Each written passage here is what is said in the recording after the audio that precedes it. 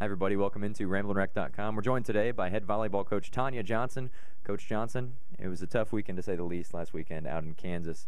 1-2. Talk about your thoughts on the weekend. Well, it was a tough weekend for us, and the great thing about athletics is that you always get another opportunity, and that's what we've been working toward this week in practice. It's just trying to get better and improve upon some things. So we get another opportunity to showcase our skills tomorrow, and hopefully we'll have a better outcome. Now, early on in the two matches that you lost on Saturday last weekend, you got up early in a couple of the sets. Do you think the team is getting complacent with their big leads in these matches, and you really just need to keep them fired up when they have these big leads?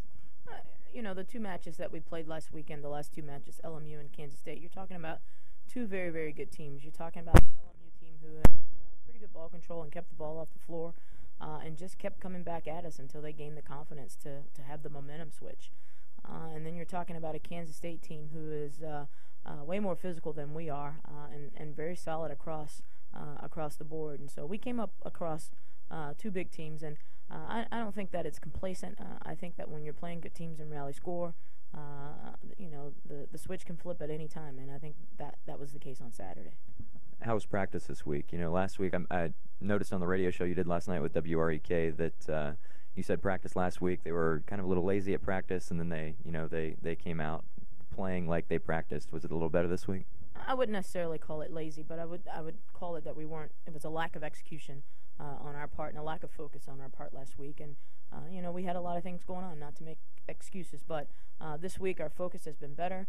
Our focus has been on winning in practice, and hopefully that'll have some carryover into our matches this weekend. It doesn't get any easier this weekend. You go out to Athens, Georgia to take on three teams, Florida Gulf Coast on Friday night, and then on Saturday you face a very tough Washington squad in the morning, and then, of course, the rival UGA at night. We'll get to UGA in a second, of course, because that's what a lot of Tech fans care about. But first, talk about Florida Gulf Coast and Washington heading into those two matches.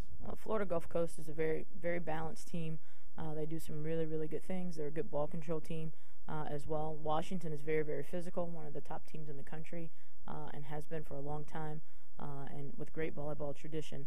And so, our first two opponents are very tough opponents, but I think, in my mind, first things first, and we have to go up against a very tough Florida Gulf Coast team, and I'm interested to see what our mentality will be going into the match tomorrow night.